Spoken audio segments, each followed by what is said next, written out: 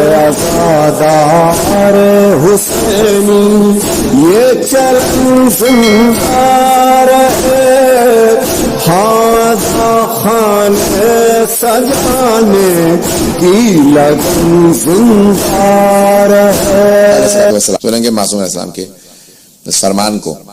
امام فرماتے ہیں رحم اللہ امرأن احیا امرنا، خدا رحمت نازل کرے اس فرد پہ جو ہمارے امر کو زندہ رکھتا ہے۔ قیل کیف یحیی امرکم، مولا آپ کے امر کو کیسے زندہ رکھا جاتا ہے؟ کہا من یتعلم علومنا ویعلمہ الناس، جو بھی ہمارے علوم کو سیکھے اور دوسرے لوگوں کو سکھائے وہ ہمارے امر کو زندہ رکھتا ہے۔ کیوں مولا آپ کی حدیث کا سیکھنا کیوں ضروری ہے؟ کیوں آپ کے علوم کو سیکھا جائے؟ کیوں آپ کی حدیث کو یاد کیا جائے؟ تو مولا فرماتے ہیں کہ ہمارا کلام نور ہے، کلامکم نور، آپ نے فرمایا اپنی زیارات کرنے پہ پڑھا، ہمارا کلام نور ہے، جتنا پڑھو گے دل میں نورانیت پیدا ہوتی چلی جائے گی۔ اور اس حدیث کے اندر امام رضا علیہ السلام فرماتے ہیں کہ لأن الناس لو علم محاسن کلامنا لاتبعونا، کہ اگر لوگوں کو ہمارے کلام کی خوبصورتی معلوم ہو جائے تو وہ ضرور ہماری اتباع کریں گے، ضرور ہماری پیروی کریں گے۔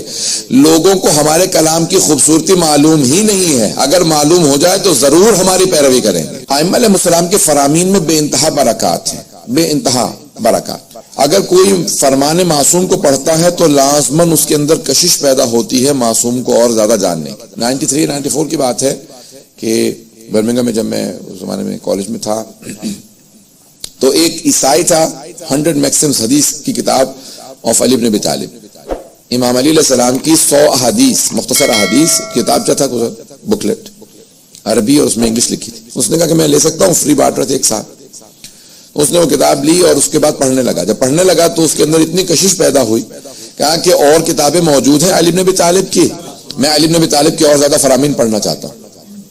انہوں نے اور زیادہ حدیث کی کتابیں دی، یہاں تک کہ آخر میں اس نے وہ اتنا عاشق امیر المومنین ہو گیا، کہا کہ میں اور کوئی بڑی کتاب ہو مجھے ان کی پڑھنی ہے تو نہج البلاغہ دی گئی۔ نہج البلاغہ دی، کہا کہ اگر تمہیں پسند آئے تو اوروں کو بھی دینا، کہا ٹھیک ہے۔ اتنا عاشق ہو گیا کہ اس نے 4 مہینے میں 1/3 نہج البلاغہ حفظ کر لی تھی۔ اور وہ خود کہتا تھا بعد میں جب وہ شیعہ ہو گیا تو کہنے لگا کہ میں جہاں جاتا تھا اپنے دوستوں میں، عیسائیوں میں، کرسچنز کے درمیان میں، تو سب کہتے تھے اب وہ آ رہا ہے، وہ علی بن ابی طالب کو سنائے گا۔ جہاں جاتا تھا سب کہتے تھے بس اب علی بن ابی طالب کو سننے کے لیے تیار ہو جاؤ، یہ آ رہا ہے، یہ علی بن ابی طالب ہی کو سنائے گا۔ تو بیٹھتا تھا، علی نے یہ کہا، علی نے یہ کہا، یہاں تک کہ وہ اتنا عاشق نہج البلاغہ ہوا کہ وہ خود سے کہنے لگا اس شیعہ نوجوان سے کہ میں علی بن ابی طالب سے ملنا چاہتا ہوں۔ ہمیں تو قدر نہیں ہو پاتی نا نہج البلاغہ کی، کیونکہ ہم اس گھرانے میں پیدا ہوئے جہاں گھر میں بچپنے سے نہج البلاغہ دیکھی۔ کہا میں علی بن ابی طالب سے ملنا چاہتا ہوں۔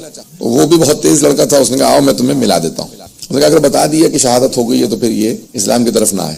تو اس نے کہا میرے ساتھ آؤ میں تمہیں ملا دیتا ہوں۔ مسجد میں لے کے آئے، ایک مولانا بیٹھے ہوئے تھے، کہا کہ مولانا صاحب سے ملنے۔ کہا میں اسلام میں انٹرسٹڈ نہیں ہوں، اسلام میں مجھے کوئی دلچسپی نہیں، مجھے صرف اور صرف علی بن ابی طالب سے ملنا ہے۔ یہ تمہیں علی بن ابی طالب سے متعلق بتائیں گے۔ کیا بات ہے؟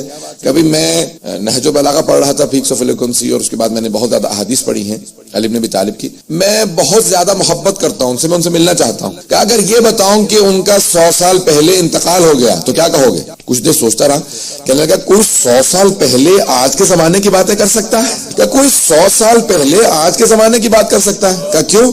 کہ جب میں نہج البلاغہ پڑھتا ہوں تو مجھے محسوس ہوتا ہے کہ علی میرے ساتھ زندگی بسر کر رہے ہیں، مجھے جینے کے اصول سکھا رہے ہیں، مجھے سوسائٹی میں بسنا سکھا رہے ہیں۔ نہج البلاغہ 100 سال پہلے کیسے کوئی ممکن ہے کہ 100 سال پہلے گزرا اور آج کے زمانے کی ایسے حالات کو جانتا ہو جیسے علی جانتے؟ اور اگر میں کہوں کہ 200 سال پہلے ان کا انتقال ہو گیا تو پھر کیا کہو گے؟ تو چپ ہو گیا، کہ نہیں یہ ممکن نہیں ہے کہ 200 سال پہلے کوئی آدمی گزرا ہو جس کا کلام نہج البلاغہ ہو۔ تو اور اگر کہوں 500 سال پہلے تو آپ مجھ سے مذاق کر رہے ہیں۔ کہ نہیں، اگر کہوں 1000 سال پہلے گزرا تو اب خاموش ہو گیا، جواب ہی دینا بند کر دیا اس نے۔ اور اگر کہوں 1400 سال پہلے علی بن ابی طالب نامی ایک انسان گزرا اور اس نے یہ کلام کہا، کہ مجھے تعجب ہے کہ 1400 سال پہلے کوئی آدمی کا ان کی شہادت 1400 سال پہلے ہوئی ہے۔ کہ یہ کون تھے؟ کہ یہ مسلمانوں کے جو نبی ہیں ان کے بھائی تھے، ان کے وصی تھے، ان کے وزیر تھے، ان کے خلیفہ تھے۔ اب جاننا چاہتے ہو اسلام سے متعلق؟ کھڑا ہوا، اٹھا اور باہر چلا گیا۔ 1-2 ہفتے تک بالکل غائب رہا، اس کے بعد آیا، کہا میں نے بہت سوچا ہے اور اب سوچنے کے بعد مجبور ہوا ہوں کہ میں اس دین کو سمجھنا چاہتا ہوں جس دین کے پیشوا کا نام علی بن ابی طالب ہے۔